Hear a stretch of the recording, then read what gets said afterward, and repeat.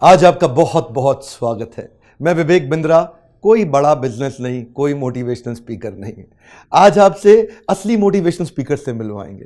हाँ, सिंधु ताई जी ये एक ऐसी महिला है, अगर इनको देख के मोटिवेशन नहीं आया तो दुनिया में कोई मोटिवेशन नहीं दे सकता आपको। ऐसी करुणा की अपार शक्ति, बहुत भयंकर संघर्ष, इतना संघर्ष, पहाड़ों पहाड़ों पहाड़ों जितना संघर्ष, भिक्षा मांगने तक का काम किया जिंदगी के अंदर। 9 साल की उम्र में 35 साल के आदमी से शादी हुआ, जिससे मैं ये प्रेग्नेंट थी। इनको मारा पीटा गया, गाय के अस्तबल, घोड़े के अस्तबल के पास इनका डिलीवरी, मैं बता नहीं पाऊंगा आपको। ऐसा समय था, शमशान घाट पे जलती मुर्दा लाश के ऊपर रोटी सेक करके खाया इन्होंने। इतनी भिक्षा मांगती थी दूसरे भिखारियों को खिलाने के लिए। आज भी इनका एक अनाथ आश्रम चलता है, जहाँ सैकड़ों हजारों बच्चों को इन्होंने पाला है अपने बच्चों की तरह। और केवल बच्चे ही बच्चे नहीं रहे, वो बच्चे बड़े होके आज एजुकेटेड हो गए, बड़ा बड़ा बिजनेस कर रहे हैं इनके बच्चे भी। अब सिंधु ताई, जिनके बारे में महाराष्ट्र में तो सब जानते हैं, लेकिन हमारे सब्सक्राइबर्स के माध्यम से आज पूरी दुनिया को हम बताना चाहते हैं इनके विषय में। मैं आपका बहुत बहुत स्वागत है। थैंक यू, आप मिले आज हमसे, आज आपसे अवसर मिला बात करने का। आपने तो मतलब जितने भी राष्ट्रपति आए हमारे देश में, सबने आपको सम्मान दिया, सबने आपको अवार्ड दिया। आपको अब्दुल कलाम जी ने अवार्ड दिया, आपको प्रतिभा पाटिल जी ने दिया, आपको प्रणब मुखर्जी ने दिया, आपको रामनाथ कोविंद जी ने दिया। आगे जाने से पहले मैं रिक्वेस्ट करूंगा, आप अपने थोड़ा बचपन के बारे में बताइए। ये आप इतनी शक्ति संघर्ष को सहने की आपके जीवन में कैसे आई? हाँ बेटा, मैं 20 साल की थी जब मेरे ससुराल ने छोड़ा मेरे को। तब मेरे पास कुछ नहीं था और ये 10 दिन के बच्चे थे। ससुराल ने, मायके ने हकल दिया था। तब पेट की भूख तो थी ना, खाना तो चाहिए था हर रोज, और पास कुछ नहीं था। माँ ने भी हकल दिया था, माँ सगी थे, इसलिए भी क्या करूँ। 20 साल की बच्ची, यानी मैं 20 साल की बच्ची थी और 10 दिन की मेरी बच्ची। फिर भूख मेरे को डरा रही थी कि अभी मरने के बगैर कुछ नहीं, मर जाओ। अब मेरे को मरना नहीं था बेटा। इसलिए जब भिखारी मैं देखती तो वो भिखारी गाना बोल के खाना मांगते, तो मैं भी उसके साथ हो गई। मैंने गाना बोला, खाना मिला और बांट के खाया और माई हो गई। अभी जो आपका, मैंने सुना गाय के तबेले में आपने बच्चे का डिलीवरी किया था। नहीं, वो क्या हो गया बेटा, मैंने एक बहुत बड़ा झगड़ा दिया था सरकार के साथ, यानी फॉरेस्ट डिपार्टमेंट के साथ। क्योंकि हमारा पति गैया चराते थे, सबके पति, और हम गोबर उठाते थे। उसका पैसा नहीं मिलता था हमको। तो तब रंगनाथन कलेक्टर थे वर्धा में, मैंने उसके सामने ये रखा कि तुम रोड पे मुरुम डालते हैं तो उसको तुम मजूरी देते हैं, हमारा पूरा गोबर तुम उठाते हैं, उठाओ, मगर उठाने के लिए मजूरी तो दो। हम रात दिन वो गोबर उठाते हैं। उन्होंने दिया नहीं। फिर मैंने बहुत बड़ा झगड़ा किया और मेरे को न्याय मिला।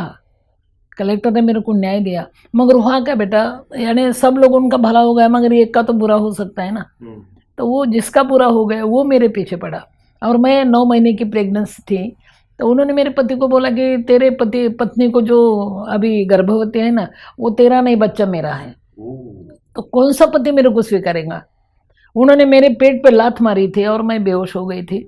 उन्होंने खींचते खींचते मेरे को गैया के तबेले में डाला था और पूरी गैया खुली कर दी थी। उसको ऐसा लगा मैं मर गई। तो आदमी ने मारा, ऐसा नहीं होना चाहिए, इसलिए मेरे इर्द गिर्द पूरी गैया थी और मैं बेहोश थी। बेहोशी में मेरे को बच्चा हो गया था। जब मैंने आँख खोला तब ध्यान में आया कि अरे सब गैया मेरे इधर उधर घूम रही, मगर एक गैया मेरे आंख पर खड़ी है। और बेहोश में मेरे को बच्चा हो गया। और वो गैया सब गैया को हकल रही थी बेटा, और चिल्ला चिल्ला के मेरे को उठा रही थी। उसको मानवता किसने सिखाई।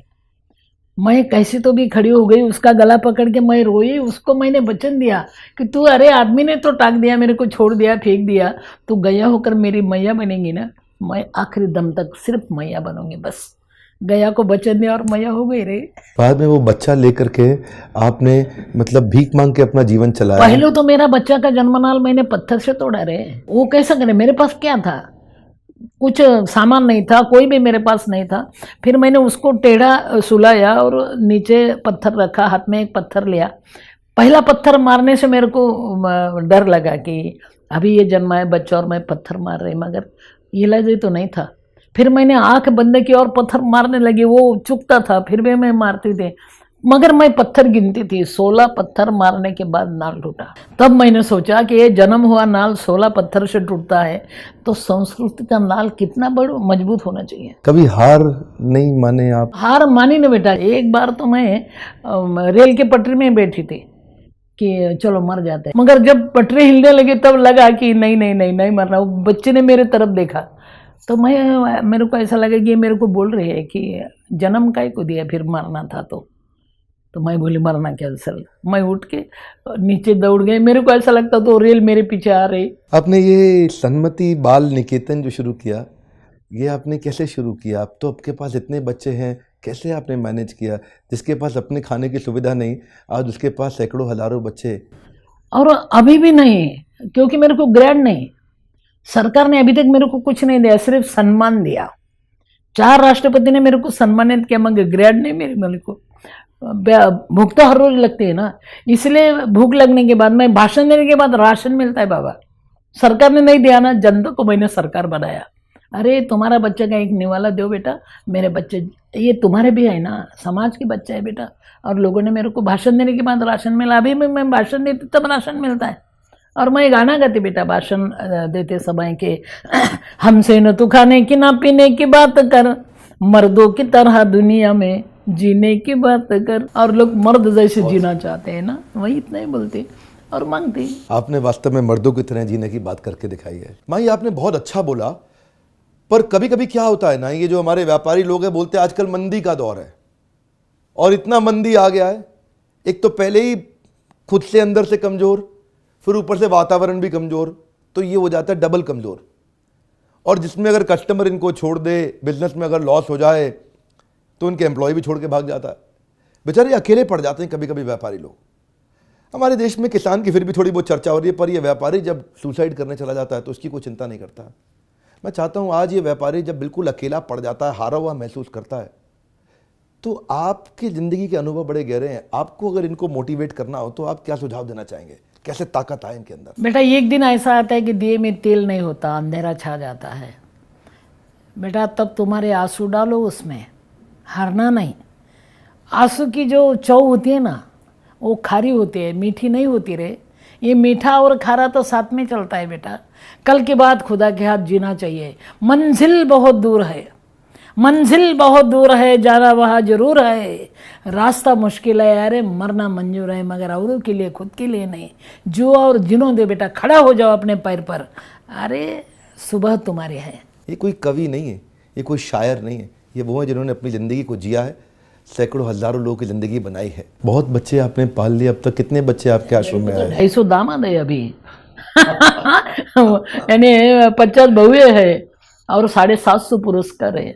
आपने तो देखे, मगर पुरस्कार की रोटी नहीं बनती ना। मुझे तो खाली पता लगा है कि शमशान में आपने रोटी खाई थी, आपको तो खानी पड़ी। हमें तो पता लगने पे आज रोंगटे खड़े हो जाते हैं। ये किस परिस्थिति में आए थे आप जो आपको ऐसा? रात को मैं शमशान में क्यों जाती, कि मेरे को मालूम था मरने के बाद शमशान में जाते और रात को कोई नहीं आते। जिंदाबाद अपना बाप का घर शमशान, इसलिए मैं शमशान में जाती।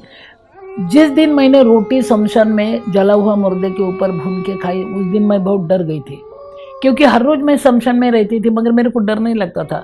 मगर जिस दिन मैंने रोटी खाई उस दिन मेरे को बहुत डर लगता था, क्योंकि ऐसा लगता था पूरा माहौल मेरे को ऊपर खड़ा है, मेरे को बोल रहा है कि ये अधिकार हमारा है खाने का। तुम यानी आदमी हो, तुम बाई हो, तुम हमारा कायदा भंग किया। और पूरे इतने जोर जोर से चिल्ला रहे थे, पशु पक्षी, कुत्ते भौंक रहे थे। मेरे को बहुत डर लगता था बेटा। और मैं सोच रही थी कि अभी क्या करूं, अभी क्या करूं। उसको बाजू में किसी ने मुर्दा गाड़ा था बेटा, वही दिन, वो सब ताजा ही था। उस दिन मेरे को ऐसा लगा कि वो गाड़ा हुआ मुर्दा वो मिट्टी से बोल रहा है, सिंधु ताई हार गई, थक गई तू, मिट्टी में मेरे को गाड़ा है। जिंदगी भर तो मैंने बहुत कुछ किया, मगर आज मिट्टी में जा रहा है मैं, और तू मरने के लिए घबर रही है। अरे सभी को तो जाना है। तो मेरे को ऐसा लगा वो मुर्दा वो मिट्टी को बोल रहा है कि ऐ लहेद अपने मिट्टी से कह दे, यानी लहेद ने गाड़ने को खुद लेला खड्डा। ऐ लहेद अपनी मिट्टी से कह दे, दाग लगने न पाए कफन को। आज ही हमने बदले हैं कपड़े, आज ही हम नहाए हुए हैं।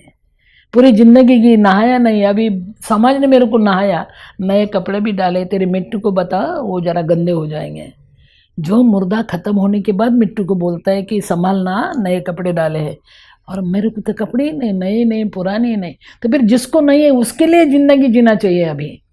तब मैंने सोचा कि नहीं, मरना नहीं, डरना भी नहीं, पीछे मुड़ना भी नहीं, कुछ करना है। बहुत सुंदर। महाराष्ट्र में मैं देखता हूँ लोग आपको बहुत मानते हैं, मराठी लोग आसपास जहाँ देखते हैं लोग आपका इतना सम्मान करते हैं, हर आदमी आपसे मिलता है, माई माई माई आपके पाँव छूता है। सबने देखा है आपने इतना किया गरीब बच्चों के लिए, सबके लिए। मैं जो बाकी देश के लोग अब आपको धीरे धीरे जान रहे हैं, उनको आप थोड़ा मोटिवेट करिए कि कैसे संघर्षों से लड़ना चाहिए। बेटा अंधेरा तो हर दिन आता है, अंधेरा तो हर दिन आता है। तुम अंदर का दिया जलाओ बेटा, बहुत अंधेरा है रे, मगर अपना दिल जलाओ बेटा, तुम्हारा उजाला तुम निर्माण करो। ऐट हमको जीना है और इतना उजाला निर्माण करो कि सब तुमको ढूंढते आ जाएंगे और बोलेंगे हम भी तुम्हारे हैं, हम भी तुम्हारे हैं। ये तो मैंने किया है। उजाला के पास मत जाना बेटा, तुम्हारा उजाला निर्माण करो, पूरी दुनिया तुमको देखेंगे कहाँ है वो उजड़, चलो देखना है उसको। मैंने वही किया। ये एक बेटा आपके आश्रम का, तुषार के माँ बाप नहीं थे और तुषार भी इन्हीं के आश्रम में पला और आज इतना सुंदर काम कर रहे हैं। आज तुषार ने मेरे को अपनी इन्हीं के आश्रम में रहते रहते मेहनत करके अपना बिजनेस खड़ा किया और अपनी खुद की गाड़ी BMW में मेरे को लेने के लिए आए। तो मैं देख के इतना हैरान हुआ कि इन्होंने अनाथ बच्चों को भी इतना ऊपर लेके गया। क्षमा चाहता हूँ, कठोर वर्ड है, अनाथ नहीं, इनकी माँ है ना जो माई हमारे साथ में बैठी है। तुषार आपके पास आया, तेरे पास आया और बहुत बड़ा हो गया रे। उन्होंने क्या धंधा निकाला मालूम है? वो गाड़ी धोने का धंधा निकाला। और मेरे को बिंद्रा साहब ने बोला मेरे को धंधा करने का। मैं अभी क्या करूं, पैसा तो है नहीं। तो मैं बोले बेटा गाड़ी धोते धोते कलेजा भी धोना सीखो। आज इनका प्रोफेशनल कार क्लीनिंग का बिजनेस है। प्रोफेशनल कार क्लीनिंग के इन्होंने शोरूम्स खोले हैं, मतलब इसको बोलते हैं आउटलेट, और फ्रेंचाइजी मॉडल पे उसको आगे लेके जा रहे हैं। इसको बोलते हैं असली स्कूल। ये स्कूल हमारा नहीं है, ये माई का स्कूल है। जिस माई के स्कूल में ऐसे बच्चे आए हैं। हाँ बेटा, ऐसे बहुत बच्चे हैं। मगर सबसे बड़ी बात मैंने ये किया कि जो पति ने मेरे को हकल दिया मैंने उसको माफ़ किया बेटा। और ये पहली बार हुआ होगा शायद कि ससुराल वाले ने पत्थर मार मार के मेरे को हकाला और मेरे को फूल डाल डाल के बुलाया। और मेरे सत्कार में मेरे पति रो रहे थे कि मैं पति के पास गई, उसका हाथ मैंने हाथ में लिया, मेरे पल्लू से उसकी आँख पोंछी और मैंने बताया रो रहे आप, आपने मेरे को छोड़ा तब मैं रो रही थी ना। अभी कोई बात नहीं, 50-50। मैंने तब रोआ, आप अभी रोए।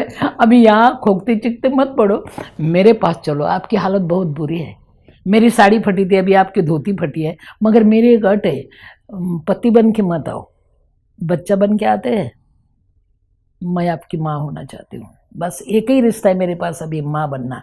और मैंने मेरे बेटों को बताया कि बेटा इन्होंने मेरे को नहीं छोड़ा होता तुमको माँ मिलती रहे, अभी उनके तुम माँ बाप हो जाओ बेटा। उन्होंने तुमको माँ दिया, अभी उनकी सेवा करो। 5 साल मेरे बच्चे ने सेवा की, अभी गए बरस भगवान के घर गए और मैं सिर्फ माँ रहेगी पीछे, बस जीना है अभी।